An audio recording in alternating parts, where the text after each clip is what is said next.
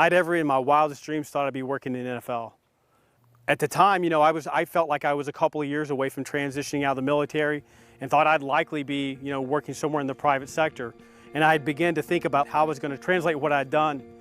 But then I got an opportunity to work in the NFL, and I really felt like, it was a perfect fit. I felt like it was home. My name is Brian Decker. I'm the Director of Player Development. I spent the last 15 years of my military career in U.S. Army Special Forces.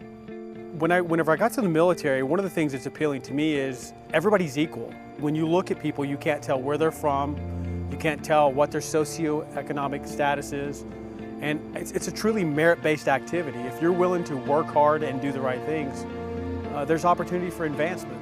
I knew from a character standpoint that Brian was going to really add value. I had no idea that he was going to add value in other areas of our organization. I mean, and that just comes from his military background, and I wasn't scared to take a chance on him. The one thing that we all get excited about, even when we move out away from the military, is locking onto something with a higher purpose, much like we had when we were in the military. And that's what's so great about sports. It is the higher purpose. It's the ability to be a part of something greater than yourself. From the time the season ends up to the draft, I am, for all intents and purposes, I'm a scout. Not in the traditional sense in the X's and O's, but more at looking at the player, his character, his makeup, trying to understand what kind of developmental profile this player has and what kind of teammate he's going to be. The evaluation process is hard.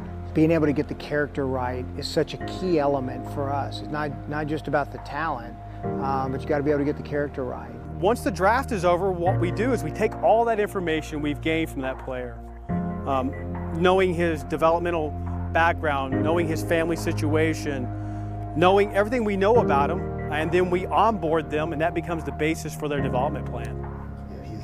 My only question when you get guys like that is he talented? Oh no, he's talented. We'll watch it on tape. I don't think he's going to beat himself. No. When you move from the collegiate level to the NFL, it's a pretty big jump. So a portion of what I do is just mentor the players as they make that transition, because helping them find their way. I mean, I think more satisfaction out of doing that than if it were something where I was directly doing it myself.